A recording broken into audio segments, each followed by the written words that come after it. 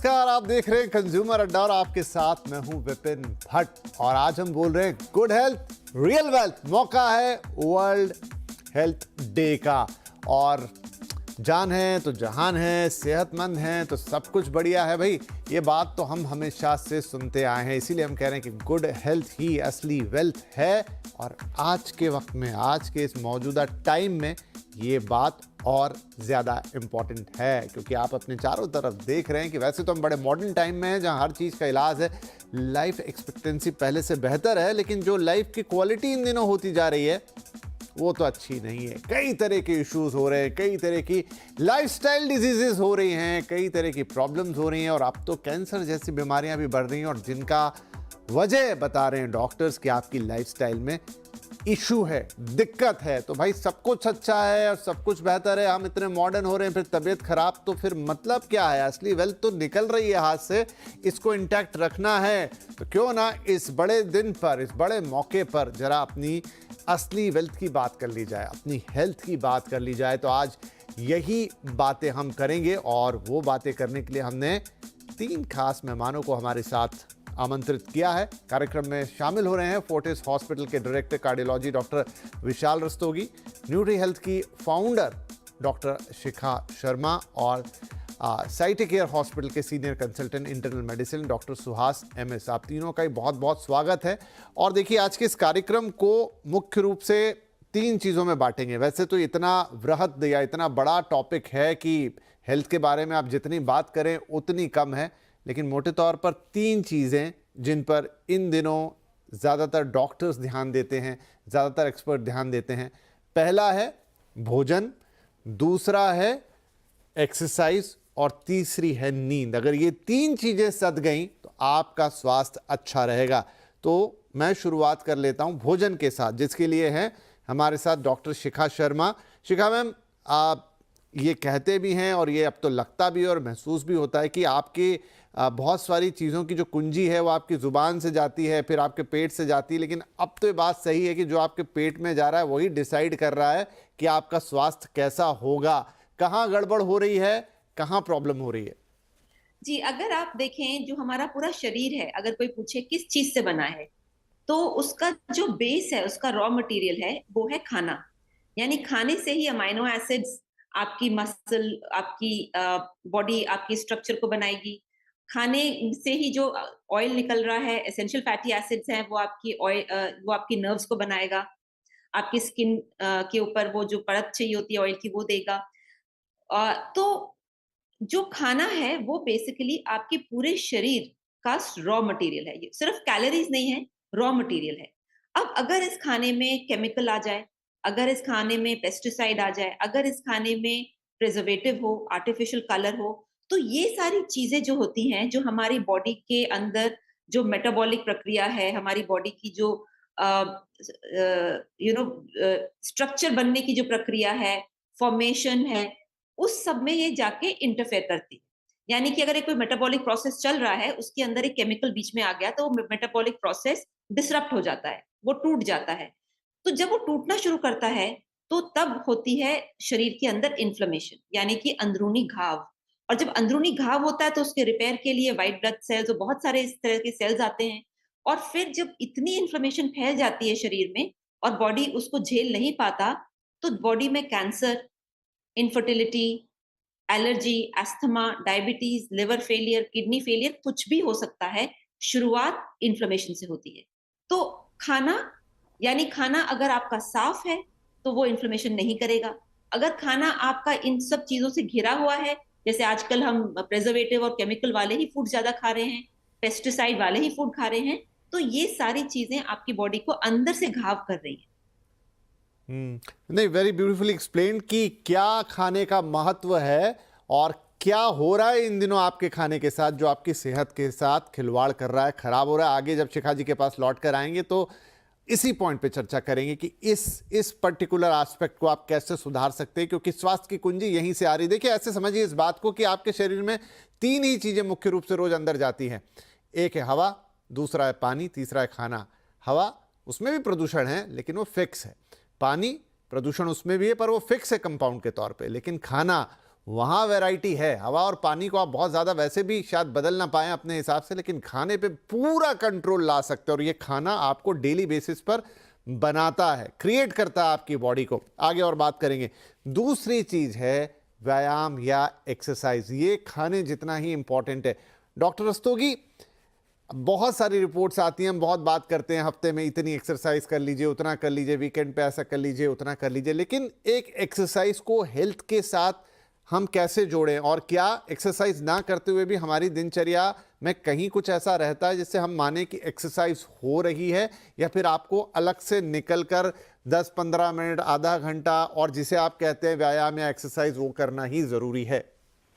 तो विपिन जी, ये बहुत ही कॉमन इशू है कि लोग कहते हैं कि हमारे को टाइम ही नहीं मिलता क्योंकि हम बहुत बिजी हैं और हम एक्सरसाइज नहीं कर सकते। तो उस सिचुएशन में अगर कोई वाकई बहुत व्यस्त है तो अपने दिनचर्या को ही मॉडिफाई करके हम अपनी लाइफ को हेल्दी बना सकते हैं। इसके लिए सबसे जरूरी ये है कि अगर हम मान लीजिए लिफ्ट से कहीं जाते हैं तो लिफ्ट से यूज ना करके सीढ़ियों का प्रयोग करें। अगर हमें छोटी मोटी चीज बाजार जाने के लिए अगर हम मोटरसाइकिल या कार निकालते हैं तो वो ना करके हम पैदल चलना शुरू कर दें। और उसके अलावा अगर हम अपनी डेस्क जॉब में हैं तो वहां पर भी हम लगातार ना बैठे रहें, बल्कि थोड़ी थोड़ी देर के बाद में उठ करके अपने आप को स्ट्रेच करें और थोड़ा थोड़ा पानी पिएं और थोड़ा थोड़ा अपने हाथों पैरों को स्ट्रेच करते रहें। तो इस तरीके से हम डे टू डे अपनी लाइफ को बिजी रखते हुए भी अपने आप को हेल्दी रख सकते हैं। लेकिन मेरा मानना यह है कि हर एक व्यक्ति के पास इतना समय तो निकल ही सकता है कि वो कम से कम आधे घंटे मोस्ट ऑफ द डेज में एक छोटी मोटी एक्सरसाइज जरूर करें। और एक्सरसाइज क्या इंपॉर्टेंट है? सिंपल एक्सरसाइज करनी है, कोई हमें बहुत एक्सोटिक चीजें नहीं करनी, कोई जिम जाने की जरूरत नहीं है, कोई बहुत ज्यादा अच्छे इक्विपमेंट की जरूरत नहीं है। हमें सिंपल अगर हम वॉकिंग कर सकते हैं, अगर हम ब्रिस्क वॉक कर सकते हैं, जॉगिंग कर सकते हैं, अगर हम कोई आउटडोर गेम खेल सकते हैं, इस तरह की अपनी कोई अच्छी हैबिट बना सकते हैं, तो ये बहुत ही हेल्थ के लिए अच्छा रहता है। इसके अलावा हमें हफ्ते में 2 बार कम से कम स्ट्रेंथ ट्रेनिंग भी करनी चाहिए, जिसमें हम बहुत हैवी मसल बिल्डिंग एक्सरसाइज ना करके केवल 5 किलो 10 किलो के डंबल से थोड़ा बहुत अपनी मसल्स को स्ट्रेंथन करें। तो इस तरीके से हम ओवरऑल अपनी सेहत का ध्यान रख सकते हैं। राइट मैं आपके पास जब दोबारा लौटूंगा तो आपसे थोड़ा इसका टेक्निकल एस्पेक्ट भी लूंगा, क्योंकि जब तक हम शायद दर्शकों को वो नहीं बताएंगे कि एग्जैक्टली जब आप एक्सरसाइज करते हैं तो आपके साथ होता क्या है, यानी उसके एब्सेंस में फिर क्या घट रहा होगा जो अगर आप करेंगे तो आपको फायदा मिल सकता है, तो वैसा बताएंगे तो शायद दर्शक और थोड़ा ललायित होंगे। लेकिन अब तीसरा एस्पेक्ट जो कि है तो बहुत महत्वपूर्ण, ऑलमोस्ट खाने और एक्सरसाइज जितना ही है लेकिन सबसे ज्यादा निगलेक्टेड है, हमें लगता है कि कोई दिक्कत ही नहीं है इसके साथ और ये तो चलता है जैसे चाहें वैसे चलाएं, वो है नींद। डॉक्टर सुहास, नींद कितनी इंपॉर्टेंट है, क्यों है, और अगर वो घट रही है या खराब हो रही है तो उसके क्या इम्पैक्ट आ रहे हैं हमारे ऊपर? नमस्ते। तो आजकल आप देख सकते हैं आईटी प्रोफेशनल्स जो है तो हमारे पास आते कुछ कारण से, हेल्थ इश्यू से। तो जनरल हेल्थ चेक जब करते हैं तो हम देखते हैं कि वेरिएशन है उनके ब्लड प्रेशर्स में, वेरिएशन है उनके कोलेस्ट्रॉल में और वेरिएशन है उनके शुगर्स में। और वो लोग बहुत ही यंग इंडिविजुअल्स हैं। तो ये कारण क्या है, हम जब पता लगाते हैं तो मोस्ट इम्पॉर्टेंट चीज़ है नींद। तो वो लॉट ऑफ देम वो क्या करते हैं, नाइट शिफ्ट्स में जो ज़्यादा काम करते हैं, लेट नाइट वर्क करते हैं, डे टाइम सोते हैं, उनके क्या होता है बॉडी में सर्कैडियन रिदम करके रहता है तो वो ऊपर नीचे हो जाता है। तो उसके कारण से क्या होता है, तो अर्ली एज, तो यंग एज में आपको ये सभी चेंजेस देखने को मिलता है। और जो चीज़ वो हार्मोन जो बोलते हैं मेलाटोनिन, तो वो भी काफ़ी आवश्यक है। एंड बाकी सभी होमियोस्टेसिस जो बोलते हैं बॉडी में सभी प्रॉपरली चलने के लिए, लाइक शुगर मेटाबॉलिज्म हो या लिपिड मेटाबॉलिज्म हो या बाकी सभी स्वास्थ्य के लिए, तो नींद बहुत ही इम्पोर्टेंट चीज़ है मेरे तरफ से।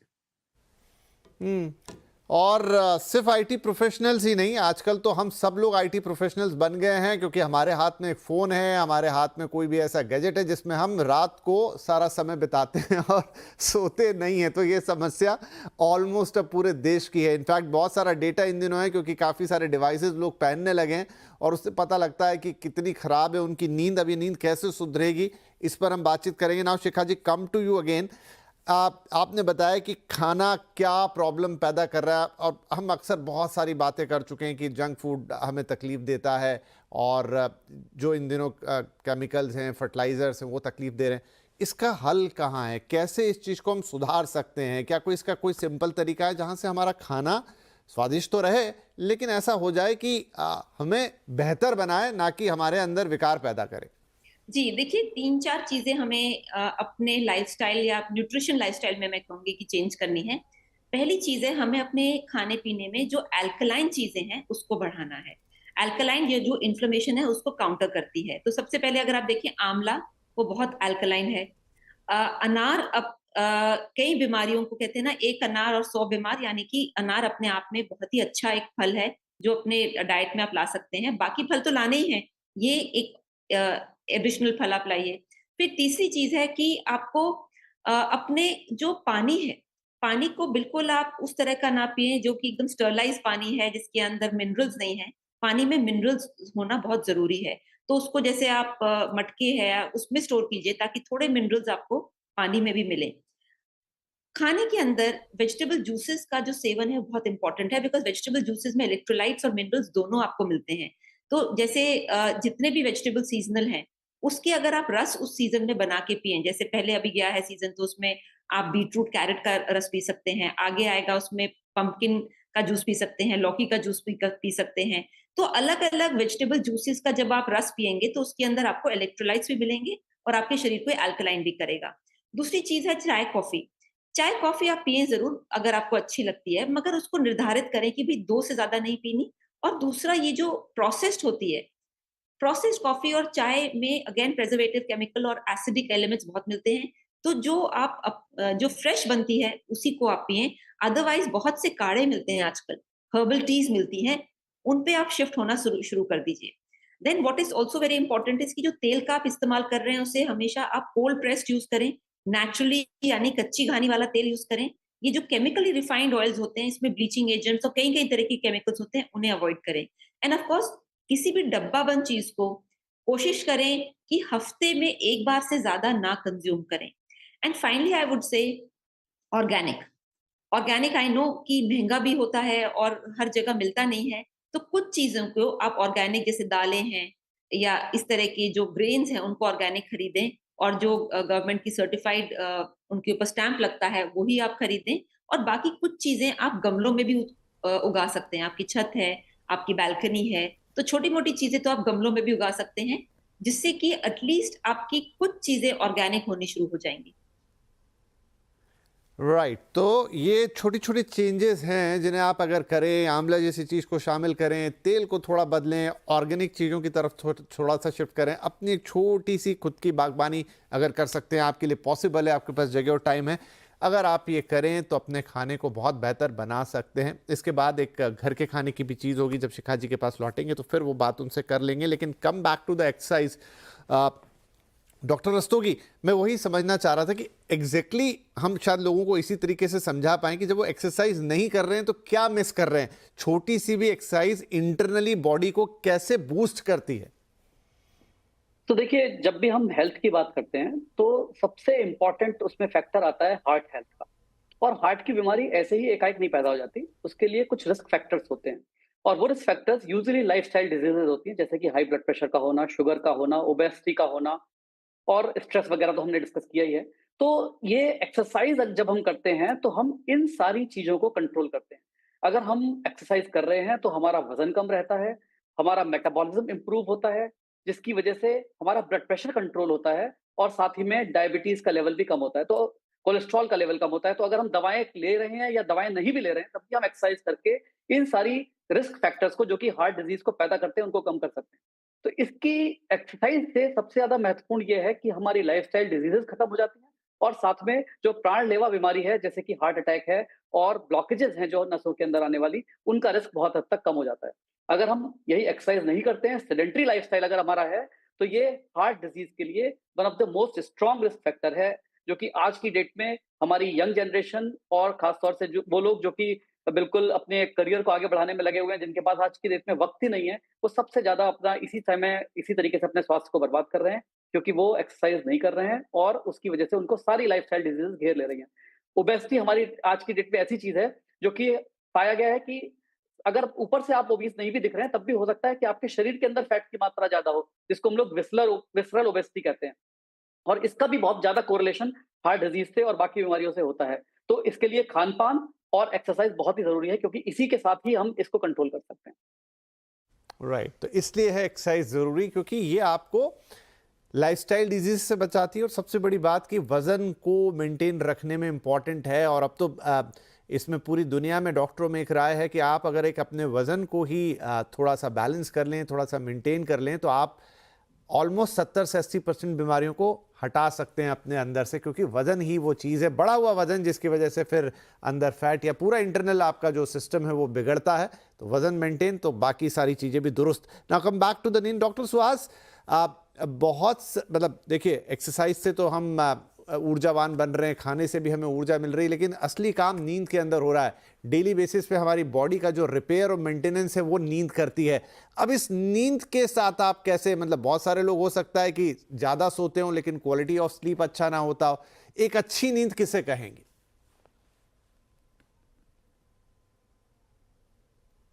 तो देखिए, इवन अभी आप 4 घंटे सोते हैं तो वो क्वालिटी नींद जब बोलते हैं कि हमारे बॉडी में क्या मेटाबॉलिज्म चल रहा है सुबह से लेके रात तक, उसमें बहुत ज़्यादा एसिड प्रोडक्शन या एसिडोसिस या बोलते हैं वो होते रहता है। तो जब आप अच्छे तरह की नींद लेते हैं उस टाइम क्या होता है, आपके बॉडी में रीजनरेटिव प्रोसेस हो सकता है और आपके एसिड लेवल्स कम होता है, मेलाटोनिन रहता है और बाकी आपका हार्मोन, दूसरे हार्मोन सेक्रीशंस भी अच्छी तरह से होता है। तो इसलिए जो जो बोलते हैं मिडनाइट, हमें मिडनाइट तक सोते हैं, जो लोग लेट नाइट तक काम करके मिडनाइट 2 AM से सोते हैं, सुबह तक जागते रहते हैं, उनका हार्मोन के वेरिएशन बहुत ज़्यादा होता है, चाहे वो प्रोलैक्टिन हो फीमेल्स में या मेल्स में मेलाटोनिन हो या दूसरी तरह के हार्मोन्स हो, वो जो मेटाबॉलिज्म करते हैं शुगर, कोलेस्ट्रॉल या लिपिड्स को, तो उसको बहुत प्रॉब्लम हो जाता है। तो अच्छी नींद से क्या होता है, ये सभी हार्मोन्स अपने आप ठीक हो जाएंगे। जैसे कि फास्टिंग, शायद मैडम आगे बताएंगे, तो जैसे फास्टिंग में हमारे डाइजेशन और एपेटाइट ठीक हो सकता है, वैसे ही नींद से हमारा मेटाबॉलिज्म भी ठीक तरह से रहेगा। जी, चलिए, तो ये है नींद का महत्व। एक छोटा ब्रेक लेंगे यहाँ पर और आके समअप करेंगे तीनों ही चीज़ों को और थोड़ी सी बात करेंगे आपके मेंटल हेल्थ के ऊपर भी, क्योंकि इनमें से कुछ भी गड़बड़ाया तो सीधा इम्पैक्ट आपकी मेंटल हेल्थ पे आता है, या आपकी मेंटल हेल्थ गड़बड़ाई तो उनका इम्पैक्ट यहाँ पर आता है। ये आपस में थोड़ा कोरिलेटेड है। एक छोटा ब्रेक के बाद आपकी कंप्लीट हेल्थ की कंप्लीट करेंगे।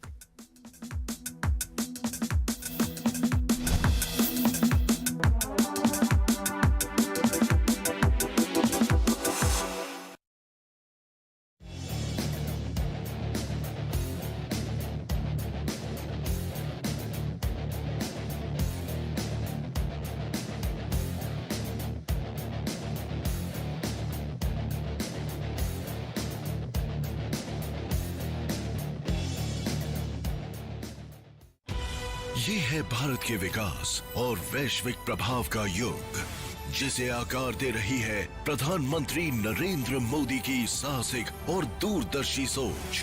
बने इस ऐतिहासिक मौके का हिस्सा, जहां वो रखेंगे एजेंडा युवा सशक्तिकरण और नई सोच को बढ़ावा देने के साथ भारत को वैश्विक नेतृत्व में ऊंचाइयों तक ले जाने का।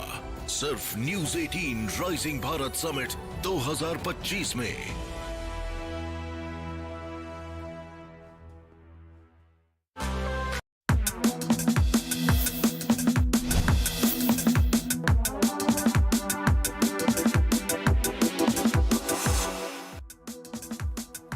Welcome back. आज हम बात कर रहे हैं good health is a real wealth और मौका है वर्ल्ड हेल्थ डे का। ऐसे में हम आपसे कह रहे हैं कि 3 चीजें आपके आधार स्तंभ हैं एक अच्छे स्वास्थ्य के। पहला है आपका भोजन, दूसरा है आप थोड़ा व्यायाम करें, एक्सरसाइज करें, थर्ड इज योर स्लीप। अगर ये तीनों आप साध लेते हैं तो आप अपने आप को साध लेंगे। मतलब जहां तक स्वास्थ्य का मामला है आप एकदम फिट रहेंगे, और अगर आप फिट हैं तो सारी चीजें हिट है। तो चलिए, इसी पर हम अपने एक्सपर्ट से बातचीत कर रहे थे।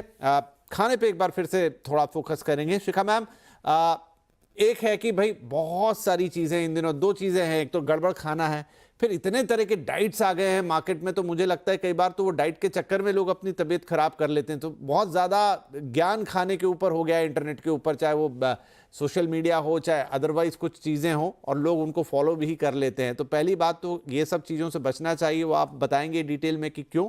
और दूसरा है कि कुछ समझ में ना आए तो आप सिंपल घर का खाना खाएं, उसी में शायद आपका मामला ठीक हो जाएगा।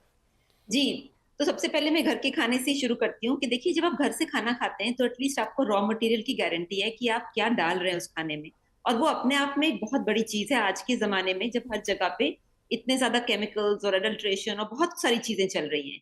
दूसरी चीज जो मैं कहूंगी कि जो घर में जो भी खाना बना रहे हैं, आई थिंक इट्स टाइम कि आप थोड़ा जो हेल्दी खाने की रेसिपी बुक्स लाइए, उस पर थोड़ी एक्सपेरिमेंटेशन कीजिए। बिकॉज एक्चुअली अल्टीमेटली जो हमारी पूरी स्वास्थ्य है, हमारी सेहत है, वो एक पॉइंट पे जाके रुक जाती है, और वो है कि क्या आपको अच्छे खाने की रेसिपी आती है कि नहीं। क्योंकि अगर आपको सिर्फ मैदे की रेसिपी आती है या सूजी की रेसिपी आती है, तो आप उस तरफ आसानी से बढ़ नहीं पाएंगे। तो वो नॉलेज, वो ज्ञान, वो रेसिपी होना बहुत जरूरी है।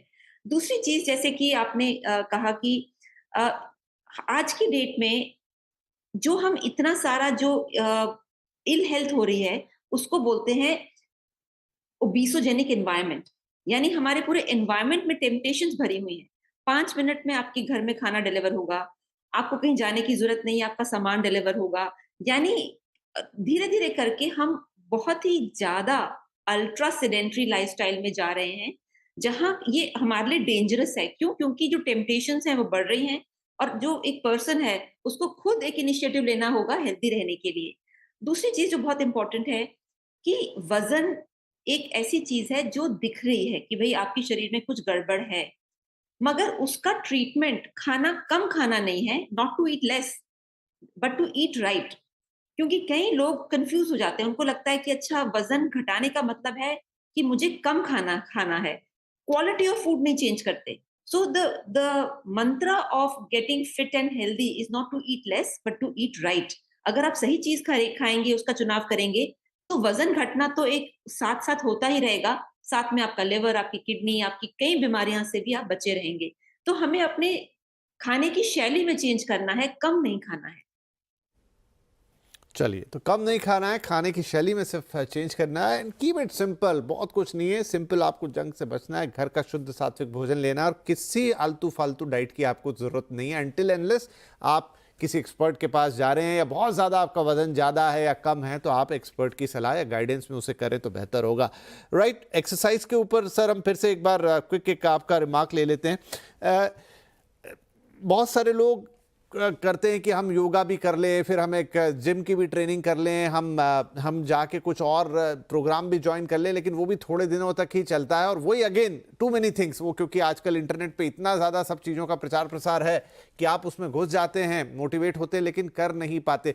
क्या वो तरीका होगा कि आप एक अच्छा छोटा सा रूटीन बना लें, चाहे नहीं तो 10,000 कदम चल लें, थोड़ा बहुत जॉगिंग कर लें, उससे भी आपका काम हो सकता है? रूटीन ज़्यादा इंपॉर्टेंट है या किस टाइप की एक्सरसाइज कर रहे हैं वो ज़्यादा इंपॉर्टेंट है? ये बहुत ही इंपॉर्टेंट बात है कि हमें एक रेगुलरिटी लानी चाहिए, क्योंकि अगर हम बिंज एक्सरसाइज करते हैं, किसी दिन तो हमने ज्यादा एक्सरसाइज कर ली और कभी हमने कम एक्सरसाइज कर ली, तो हमारे शरीर को, मस्कुलर सिस्टम को नुकसान ज्यादा होता है, फायदा कम होता है। तो एक्सरसाइज हमेशा इस तरीके से करनी चाहिए जिसमें कि हम एक रेगुलर एक्टिविटी कर रहे हैं और जिसमें हम धीरे धीरे अपने आप को वार्म अप करते हैं, फिर धीरे धीरे अपनी इंटेंसिटी को मेंटेन करते हैं और फिर एक कूल डाउन करते हुए अपने आप को रिलैक्स करते हैं। इसमें क्या होता है कि हार्ट धीरे धीरे अपना स्टेबल रिदम से बढ़कर के हार्ट रेट इंक्रीज होता है, और उस पे थोड़ा सा स्ट्रेस आता है, जिससे कि हार्ट हेल्थ इंप्रूव होती है, बॉडी के बाकी सिस्टम्स इंप्रूव होते हैं। एक्सरसाइज करने से और योगा करने से, दोनों से ही एंडोर्फिन्स रिलीज होते हैं, जो कि स्ट्रेस को कम करते हैं। हम लोग स्ट्रेस की इतनी देर से बात कर रहे हैं और नींद की बात कर रहे हैं, तो अगर हम एक्सरसाइज करते हैं तो ये चीजें भी हमारी इंप्रूव होती हैं। इसके अलावा हमारी सेल्फ एस्टीम इंप्रूव होती है, हमारी ओवरऑल मेंटल हेल्थ इंप्रूव होती है। तो एक्सरसाइज के मल्टीपल बेनिफिट्स हैं, और इट इज इंपॉर्टेंट कि हम एक रूटीन में एक्सरसाइज को अपने लाएं। और ये कोई एक ऐसी चीज नहीं है जो कि हम एक स्प्रिंट की तरह से लें, कि एक शॉर्ट टर्म चीज की तरह से लें कि हमने चलिए 1 महीने तो एक्सरसाइज कर ली और उसके बाद में हम कर ही नहीं पा रहे, क्योंकि वो रूटीन सस्टेनेबल नहीं है। तो ये इंपॉर्टेंट है कि हम अपने लाइफ को इस तरीके से लिए कि life is a marathon, it is always धीरे धीरे हमें एक ऐसा काम करना है जो कि हम लॉन्ग टर्म पे सस्टेन कर सकें। तो कोई बहुत एक्सोटिक चीजें, बहुत ऐसी एक्टिविटी करने की जरूरत नहीं है जो कि हम कर ही नहीं पाएंगे, बल्कि जैसा कि अभी आपने खुद कहा कि 10,000 स्टेप्स अगर हम चल लेते हैं तो वो भी सफिशिएंट है। और ओवरऑल दिन भर अगर एक्टिव रहते हैं तो वो भी उतना ही फायदे देता है बजाय इसके कि हम एक रूटीन वाली एक्सरसाइज करें। तो जो भी हम कर रहे हैं हम उसको सस्टेन करें और उसको फॉलो करते रहें, जिससे कि नंबर 1 हमें इंजरी ना हो और नंबर 2 ओवरऑल हेल्थ इंप्रूव हो। तो समझे उसका कि महत्व क्या है और क्यों अपने आप को एक्टिव रखना है। इट्स नॉट अबाउट कि आप जिम जाएं, आप टिपिकल एक योगा क्लासेस करें, आप अपने आप को सिर्फ एक्टिव लाइफस्टाइल में भी ले आएंगे, सीडेंटरी लाइफस्टाइल से निकाल कर थोड़ा एक्टिव रहेंगे थ्रू आउट डे आपके डे टू डे वर्क में, तो भी आपके लिए काम का है। डॉक्टर सुहास, इन दिनों बहुत बात सुनने को आती है मेंटल इश्यूज की, मेंटल हेल्थ इश्यूज की। क्या नींद उसके पीछे एक बहुत बड़ा रीजन है कि आप अगर ढंग से सोएंगे ही नहीं तो डेफिनेटली आपकी ब्रेन का फंक्शनिंग और ओवरऑल आपका वेलबींग अच्छा हो ही नहीं सकता और फिर मेंटल इश्यूज भी आएंगे? ये सही है। क्या होता है, अभी आपको कुछ नियम पालना होगा जब सोते हैं। तो ये चीज बताता हूँ मैं, नियम जो पालना है आपको। तो अभी क्या करना है, सोने और उठने का समय आपको नियमित में कर देना है। और बेड टाइम के समय में कोई स्ट्रेस और तनाव नहीं लेके आना ऑफिस से या किधर से भी बाहर से। और सोने का कमरा रहना है रात में। और रात में जब सोते हैं उस टाइम आप अल्कोहल या कॉफी या टी, ये सभी स्टिमुलेंट्स है, उसको अवॉइड कर देना है। और दूसरे फिजिकल एक्टिविटी करते हैं तो उससे नींद भी बढ़ता है। तो ये क्या होता है, ये सभी चीजें कुल मिला के आपको मेंटल हेल्थ से भी आपको ये रिलेशन है। क्योंकि जैसे मैं बोला अब जब नींद में कुछ वेरिएशन हो जाते हैं तो हार्मोन्स का वेरिएशन हो जाता है। तो उसकी वजह से सभी हार्मोन्स ब्रेन से ही आता है। तो जब नींद अच्छा होता है आपको, तो पिट्यूटरी ग्लैंड जो बोलते हैं उससे जो हार्मोन्स आते हैं उससे ही हमारे सारे ऑर्गन्स, चाहे एड्रीनल ग्लैंड्स रहता है, दूसरे जगह में बॉडी में रहता है, वो सभी काम करते हैं अच्छे तरह से। तो वो हार्मोन्स सभी स्ट्रेस के लिए रिलेशन है। जैसे मैंने बोला एड्रीनलिन हार्मोन, ये एड्रीनल स्ट्रेस हार्मोन है। जब आप सभी टाइम स्ट्रेस में रहते हैं, नींद नहीं करते हैं प्रॉपरली, तो इसका मात्रा ब्लड में बढ़ जाता है और हाई एड्रीनलिन लेवल से ब्लड प्रेशर भी बढ़ जाता है। और एक कारण है एड्रीनलिन शुगर को भी बढ़ा सकता है ब्लड में, और कोलेस्ट्रॉल को भी। तो उसके साथ साथ आपका मेंटल हेल्थ भी लाइक डिप्रेशन बढ़ जाता है। कुछ लोगों को ज्यादा काम होने से मेमोरी इश्यूज भी आ जाता है। एंड रेयरली कुछ लोगों को सुसाइडल थॉट्स भी हो सकता है। तो इस सभी को में रखने के लिए अच्छी नींद करना बहुत जरूरी है। राइट। अच्छी नींद बहुत इंपॉर्टेंट है। अगर आप एक रात अच्छे से सोते हैं तो आप सुबह बहुत स्वस्थ और बेहतर उठते हैं, उससे आपके दिन की शुरुआत अच्छी होती है, आपका मन, मस्तिष्क, शरीर सब तैयार होते हैं फॉर द न्यू टास्क। और अगर यही नींद अधूरी रह जाए तो आपका कोई भी काम ठीक से नहीं हो सकता। फिर आप अच्छा खा भी लें और एक्सरसाइज कर भी लें तो भी काम नहीं आएगी। तो तीनों ही बहुत इंपॉर्टेंट एस्पेक्ट हैं आपकी ओवरऑल हेल्थ के। अच्छा खाना खाइए, बेहतर खाना खाइए। उसे और कैसे बेहतर बना सकते हैं ये भी शिखा जी ने आपको बताया, किन चीज़ों से आपको दूर रहना है। एक्सरसाइज आपकी गुड हेल्थ के लिए बेहद ज़्यादा ज़रूरी है। और एक्सरसाइज का मतलब कतई नहीं है कि आप टिपिकली एक जिम जाएं या बहुत ही टीडियस एक्सरसाइज का रूटीन फॉलो करें। आप एक एक्टिव लाइफस्टाइल से, जिसमें आप एक्टिव हैं, दिन भर अपने काम काज में, आलस से दूर हैं, अपनी चीज़ों को खुद से करें, चलें फिरें और अपने काम करें, उससे भी आप अपनी हेल्थ को मेंटेन कर सकते हो। और अगर एक छोटा मोटा एक्सरसाइज रूटीन ले लें तो फिर तो क्या ही बात है। और सबसे इंपॉर्टेंट, थोड़ा सा गैजेट्स वगैरह से दूरी बनाएं रात के समय अपने बेड पे जाने से पहले। और टीवी, फ़ोन, इनसे थोड़ा दूर रहें, अपने आप को थोड़ा कूल डाउन करें। जो चीज़ें आपको अच्छी लगती हैं, मसलन किताब पढ़ना, संगीत सुनना, ऐसे काम कर लें और एक अच्छी नींद के लिए तैयार रहें। मेंटली अपने आप को ये बोलें कि भाई मुझे अच्छी तरह से सोना है।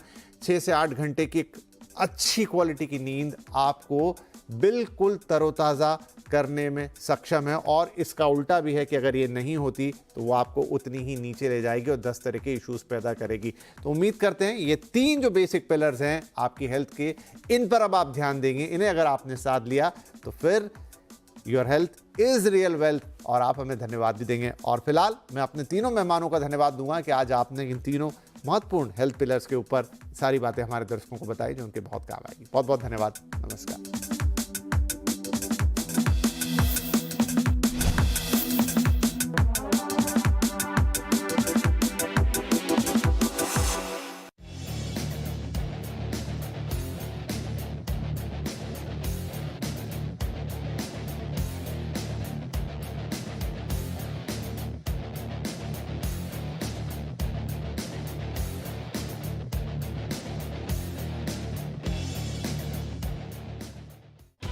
ये है भारत के विकास और वैश्विक प्रभाव का युग, जिसे आकार दे रही है प्रधानमंत्री नरेंद्र मोदी की साहसिक और दूरदर्शी सोच।